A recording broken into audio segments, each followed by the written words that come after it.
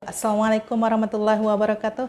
Terima kasih yang udah stay tune di channel saya ini. Terima kasih yang sudah klik. Oke, kita kembali lagi bercerita tentang apa? Tentang keluarga yang berasal dari Asia Tengah yang hidup di Kanada, di Eropa. Yuk, gimana ceritanya? Check it out. Oke, tersebutlah ada seorang laki-laki bernama Muhammad Safia. Muhammad Safia ini memiliki seorang istri yang bernama Rona. Nah, Rona ini setelah dinikahi ternyata tidak bisa memberikan anak bagi Muhammad Safia. Dan itu memberikan dampak yang sangat buruk kepada pernikahan mereka. Berbagai macam caci maki, berbagai macam perlakuan yang buruk diterima oleh Rona dengan sabarnya. Tapi lama-kelamaan yang namanya manusia biasa, dia sudah nggak sanggup lagi ya, mau gimana lagi, aku udah nggak bisa, aku nggak bisa ngasih anak, itu semua ketentuan yang maha kuasa. Tapi kalau kamu pengen punya anak, silakan, kamu nikah aja lagi gitu. Karena segala macam tingkah laku Rona itu dikritik sama Muhammad Safia. Nah, akhirnya dengan persetujuan istri yang pertama itu, Muhammad Safia menikah lagi dengan seorang wanita yang bernama Toba. Toba ini setelah menikah dengan Toba bisa memberikan beberapa orang anak kepada Muhammad Safia. Yang pertama namanya Hamid, seorang laki-laki. Yang kedua namanya Zainab. Yang ketiga namanya Sahar. Yang keempat namanya Giti. Ya, ketiga orang anak ini, anak perempuan ini cukup memberikan sakit kepala bagi orang tuanya. Yang sebenarnya untuk pergaulan anak-anak muda sekarang dianggap wajar. Pergaulannya ingin ngobrol sama teman, ingin bercerita, ingin ketemu teman, itu wajar. Tapi bagi keluarga Muhammad Safia itu sangat-sangat tidak diterima. Oke, bagaimana selanjutnya? Bagaimana sikap Muhammad Safia kepada anak-anaknya? Gimana sikap Toba kepada anak-anaknya? Seperti ini. Oke, Muhammad Safia ini sebelum di Kanada, dia hidup bersama dua orang istri dan anak-anaknya di Dubai selama 11 tahun. Lumayan ya. 11 tahun pekerjaan Muhammad Safia di Dubai adalah seorang businessman yang bergerak di bidang mobil. Jadi dia itu menjual mobil-mobil bekas di sana dan cukup berhasil. Hidupnya sangat-sangat sukses. Untuk sebagai ekspatriat sangat sukses, sangat-sangat sukses. Dan Muhammad Safia beserta Toba dan anak-anaknya dan juga Rona merencanakan untuk tinggal di Kanada. Mereka ingin pindah ke Eropa, di Kanada tepatnya. Tapi di sana mereka diharuskan mengikuti program Immigrant Investor Program namanya. Dan ketentuannya seperti itu. Jadi si Muhammad Safia ini harus berinvestasi di sana. Nah, jadinya Muhammad Safia ini berinvestasi $2 juta, sebanyak $2 juta di strip mall in Laval. Oke. Dan juga dia menghabiskan uang sebesar 200.000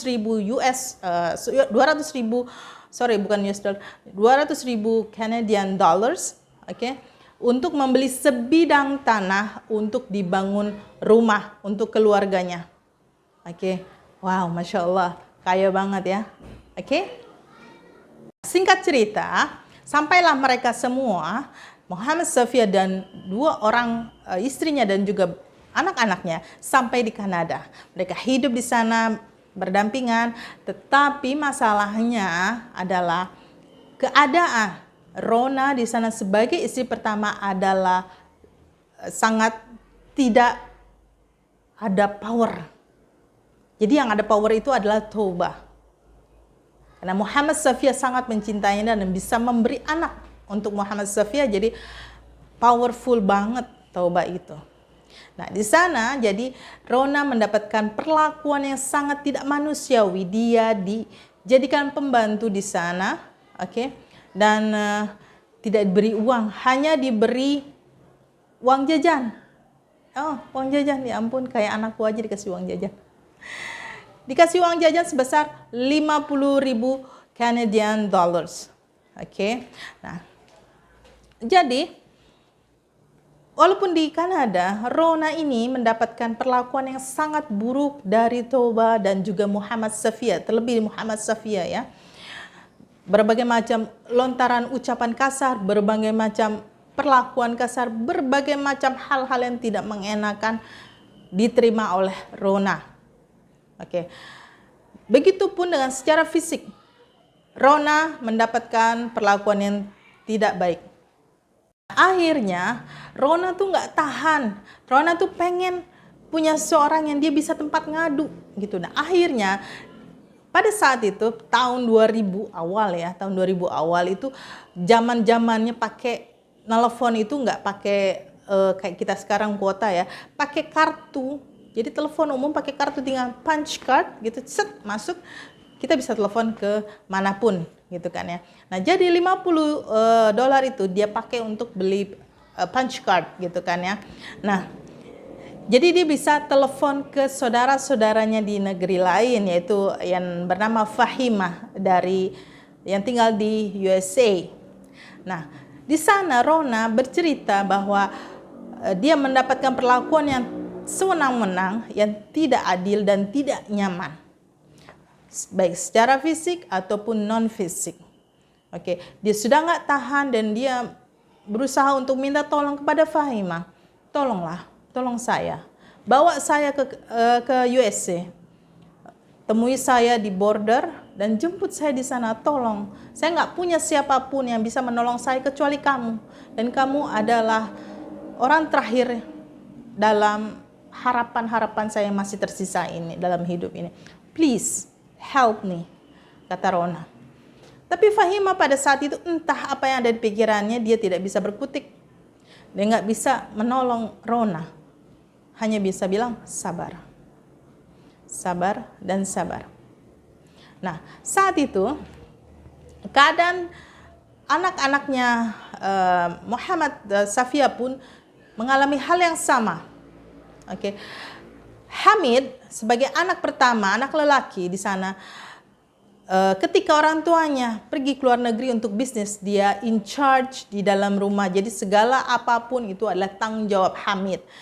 Ya, semua orang yang ada di dalam rumah itu adalah tanggung jawabnya Hamid. Jadi Hamid harus tahu.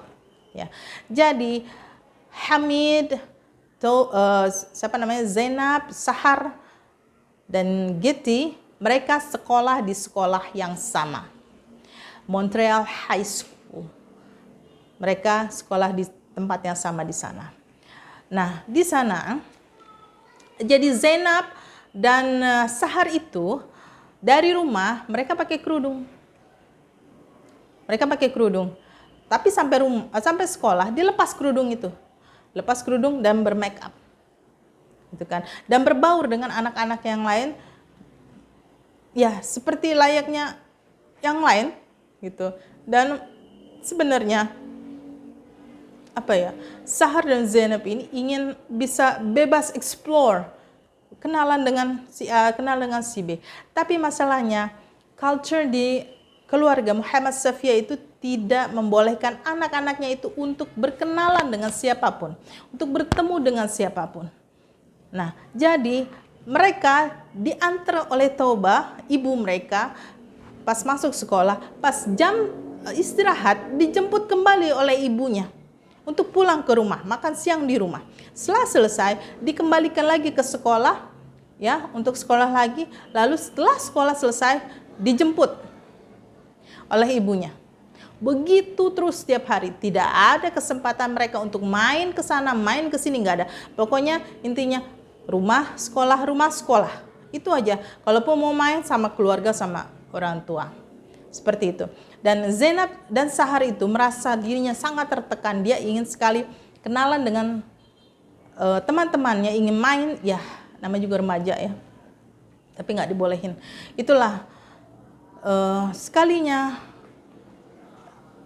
kenalan dengan ngobrol sama teman laki-laki, maka diketahui oleh Hamid dan diadukan kepada ayahnya. Apa yang terjadi di rumah ketika Sahar atau Zainab sampai di rumah, ayahnya mendapat aduan dari Hamid seperti itu, maka Zainab dan Sahar akan mendapatkan hukuman fisik dari ayahnya.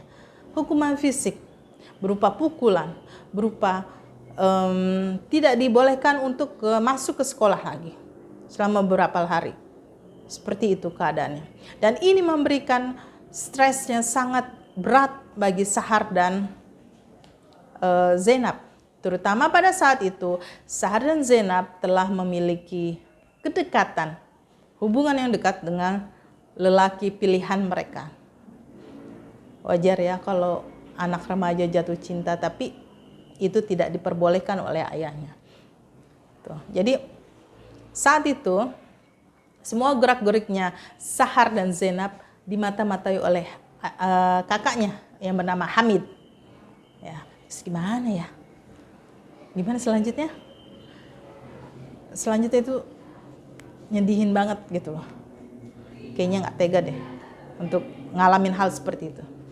Kita lihat apa yang terjadi. Suatu hari diceritakan bahwa anak-anaknya Muhammad Safia yaitu Sahar dan Zainab menelpon ke polisi. Apa yang terjadi? Pak, tolong saya Pak.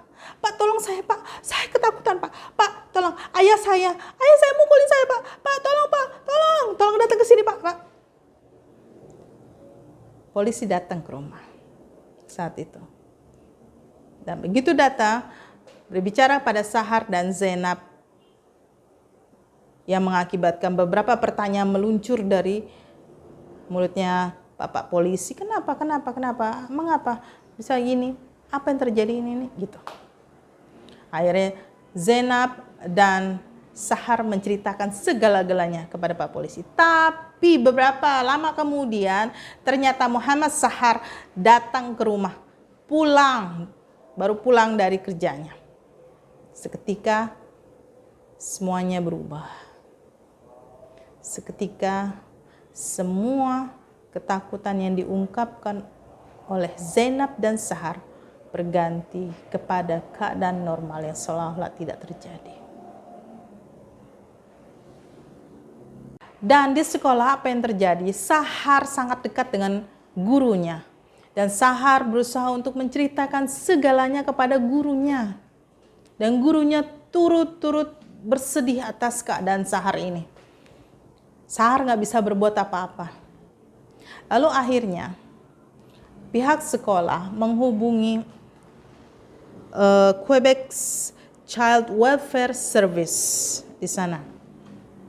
Atas pengaduan Sahar ini, istilahnya kalau kita ya petugas dinas sosial ya di sini ya.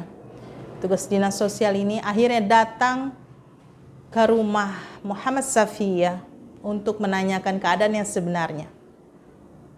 Tapi lagi-lagi Sahar diancam oleh ayahnya dan meminta Muhammad Safia meminta Sahar untuk mencabut aduannya itu dari institusi dinas sosial itu.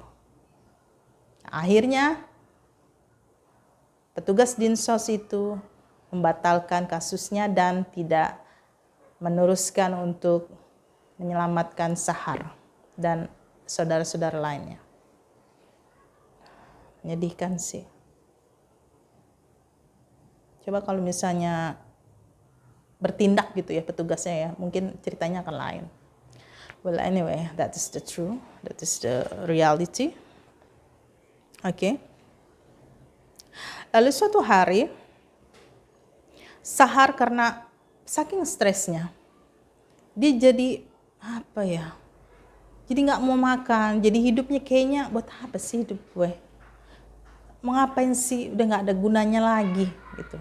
Sampai akhirnya Sahar tuh nggak memperhatikan dirinya sendiri, sampai badannya kurus banget. Sampai di sekolah Sahar bukannya ngikutin pelajaran tapi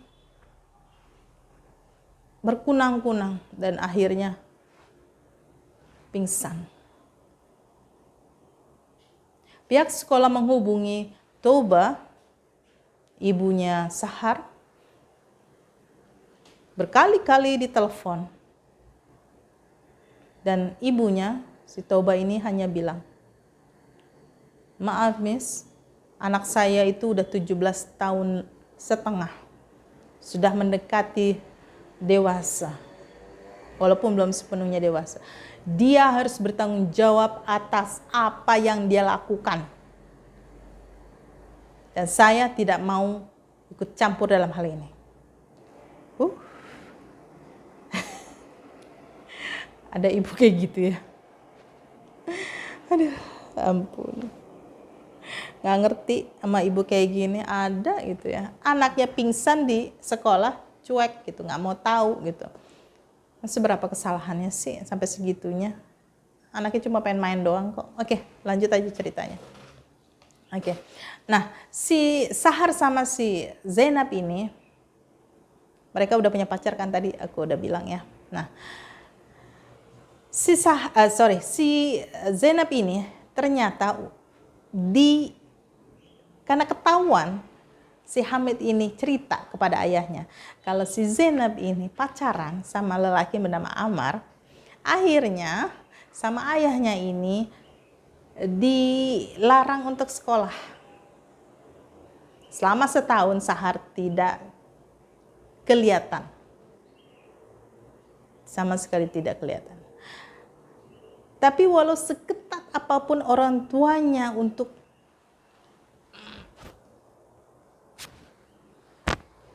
apa ya? Untuk mengikat, untuk mengontrol. Ya nggak bisa, tetap aja ada celah sedikit yang memungkinkan anak itu untuk gitu. Apa itu? Teknologi.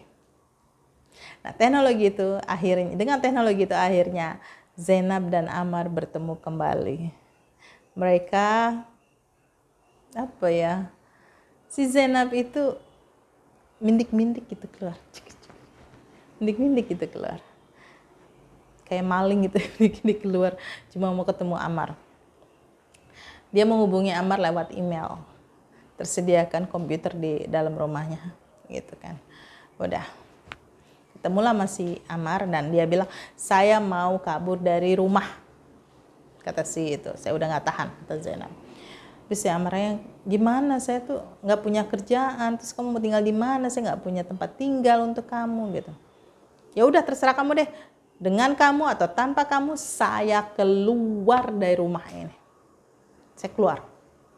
Ya udah deh kalau gitu. Nah, karena saking cintanya si Ammar, dia takut ada apa-apa sama si Zainab ini, akhirnya oke lah saya bantu. Gitu kan ya. Nah, jadi saat itu si Zainab kaburlah sama Ammar. Di mana mereka? Tempat apa yang mereka tuju? Ke shelter.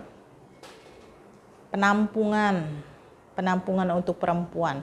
Di sanalah si Zainab tinggal. Rasanya itu bebas banget. Bebas banget, nggak ada teriakan, nggak ada caci maki, nggak ada spying dari saudara, nggak ada. Aduh, kayaknya tuh bebas banget, enak banget, melegakan. Nah, di sanalah mereka tinggal, ya. Di sanalah Zainab tinggal. Ya. Nah, suatu hari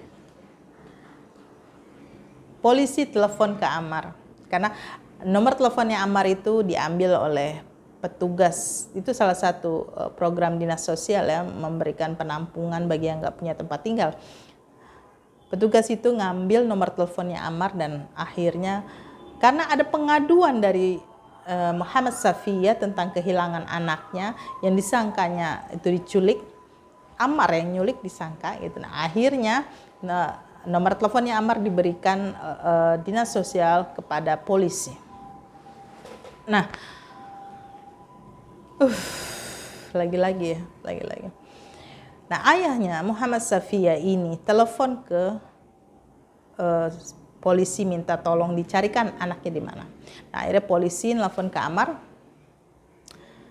"Pak Ammar, Anda dituduh oleh Muhammad Safiya menculik." Ammar kaget. "Saya nggak menculik kok." Nah, akhirnya karena dengar kayak gitu, Zainab diambil teleponnya si Ammar. "Enggak Pak, saya nggak nggak diculik kok sama Ammar. Saya yang mau pergi, saya mau minggat, saya udah nggak tahan ini. Tolong Pak, tolong lindungi saya karena saya tuh keadaannya teraniaya. Saya nggak mau lagi dianiaya. Akhirnya polisi itu balik lagi telepon ke Muhammad Safia, ayahnya Zainab. Muhammad Safia, Mr. Muhammad Safia, please jangan ganggu mereka, kata si polisi itu. Please, jangan ganggu mereka. Mereka itu tidak ingin diganggu oleh Anda. Oke, jika saya menemukan Anda mengganggu mereka, Anda menelpon mereka, maka saya akan bertindak. Begitu kata polisinya. Ya. Tapi sebagai orang tua tidak kehabisan akal. Gimana caranya supaya putri mereka kembali ke rumah. Nah, akhirnya jebakan dipasang. Nah, jebakan dipasang ini si ibunya telepon ke Zainab melalui Dia bilang, please nak, pulang. Enggak mas, saya enggak ingin apa-apa. Saya enggak ingin pulang, enggak ingin apa-apa. Saya cuma ingin nikah sama Ammar. Nah, akhirnya dibolehinlah. Baiklah, kamu akan dinikahkan. Saat ini ayahmu sedang bisnis trip ke Dubai. Selama itu, kalau kamu takut sama ayahmu, kita akan tinggal di apartemen lain dan kamu akan nikah. Setelah itu kamu akan bebas sama Ammar. Nah, akhirnya karena diiming-iming kayak begitu, pulanglah si Zainab ceritanya. Tapi di sana, ya, di sana Zainab disenangkan hatinya. Oke, kita akan menikahkan kalian. Dinikahkan Zainab sama Ammar saat itu. Tapi apa yang terjadi? Dalam pernikahannya itu masih dalam keadaan resepsi ya. Si ibu Taubah ini bersama dengan si Hamid, anak pertamanya, ngomong-ngomong ke Zainab.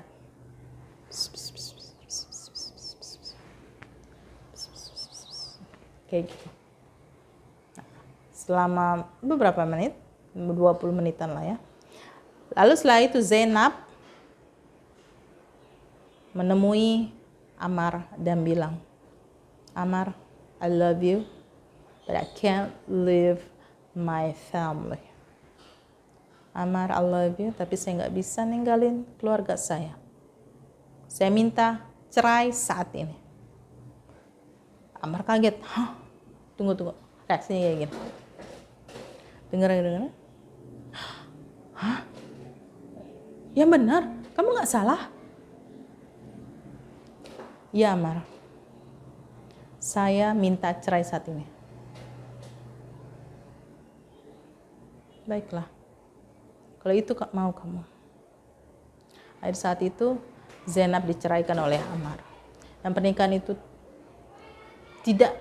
not even 24 hours last. Jadi ya hanya beberapa jam aja mereka menikah sebagai suami istri. Nah, di satu sisi Zainab merasa sedih, tapi di sisi lain dia bingung. Dia merasa juga keputusannya itu salah, tindakannya itu salah. Akhirnya dia minta maaf kepada Ammar melalui email. Nah, suatu hari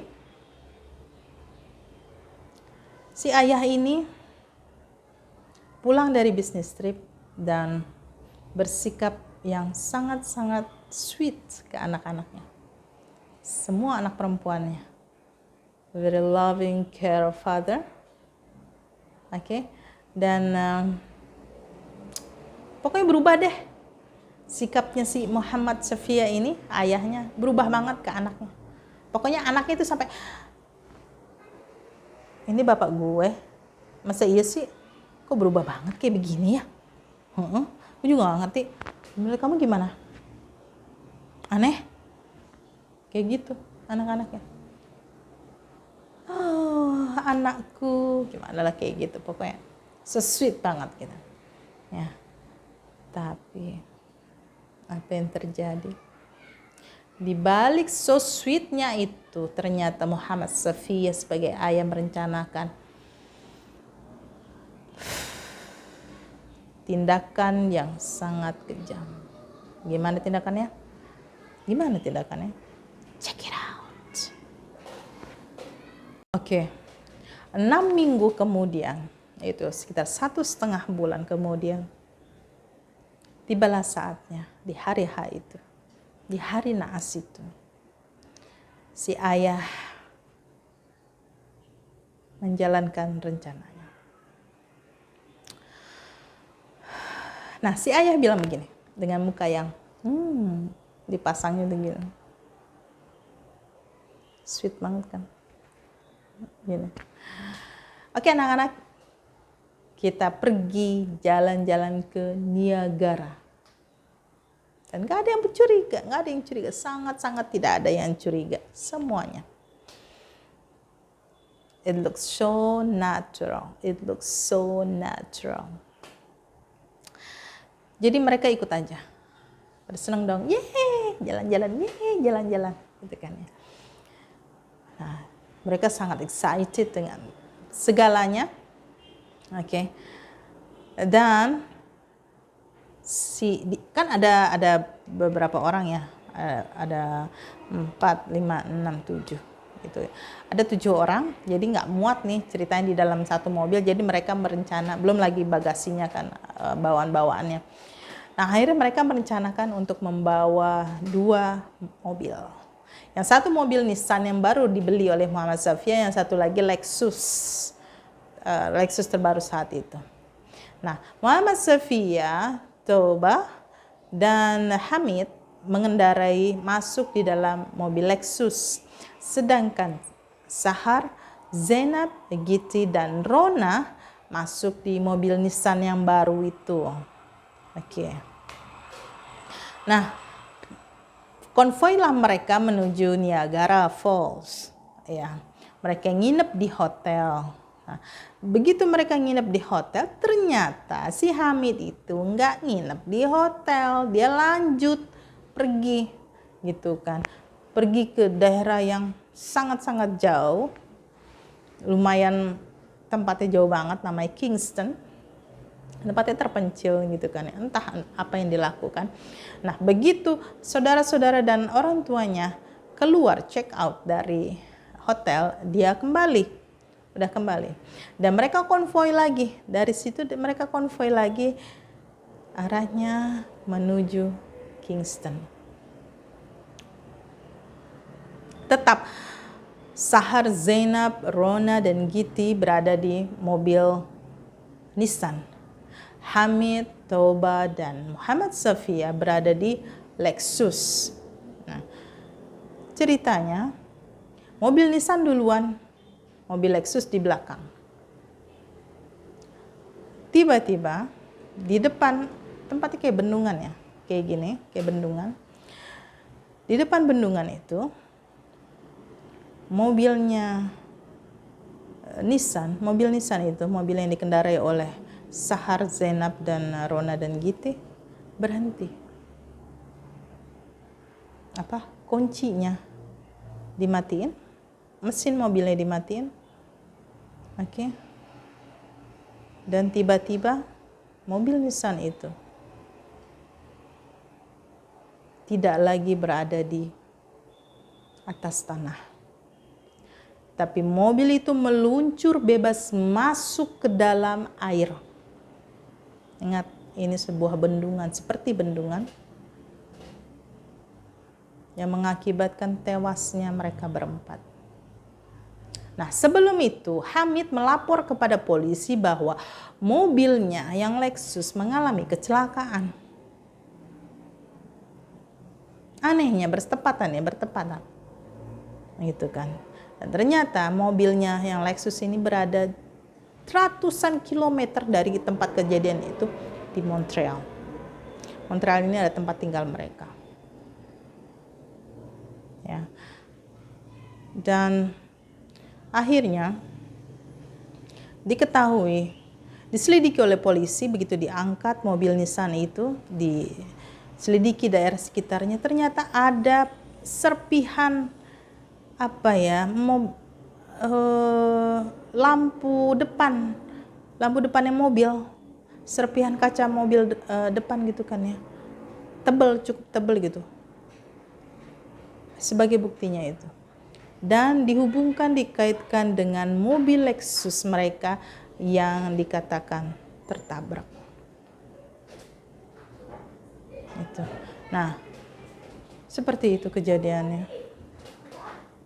Nah, usut, polisi menginvestigasi semuanya berdasarkan barang bukti yang sudah ada berupa serpihan kaca dan juga aduan Hamid atas kejadian mobil Lexusnya. Ya, akhirnya ini menjadi tanda tanya besar. Tanda tanya besar. Tanda tanya besar polisi kepada mereka, dan akhirnya mereka diinterogasi. Ibunya bilang, oh saya nggak tahu waktu itu anak saya minta kunci mobil dan mereka lari. Nah, keadaannya mobil Nissan itu sangat membingungkan polisi, karena entah mereka sudah meninggal duluan sebelum terjun ke air atau mereka mati di dalam air. Itu kan karena posisi kursinya adalah senderan, itu nyantai banget senderan begini kan. Gitu. Nah, terus rumahnya deket jalanan jadi berisik. Sorry ya. Terus seat beltnya itu kekunci. Mesin dalam keadaan mati.